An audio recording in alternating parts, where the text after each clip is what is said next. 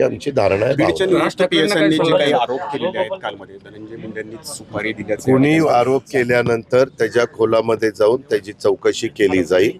उद्याच्याला निलंबित करणारे किंवा अशी जो व्यक्ती असतात त्यांच्या आरोपाला किती महत्त्व द्यायचं ह्याचाही कुठंतरी विचार जनतेने पण करावा, तुमच्यासारख्या मीडियाने पण करावा.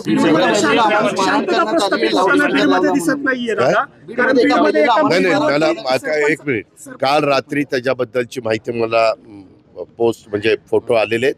मी त्याच्या संदर्भामध्ये SP आणि कलेक्टरला सूचना दिलेल्या आहेत.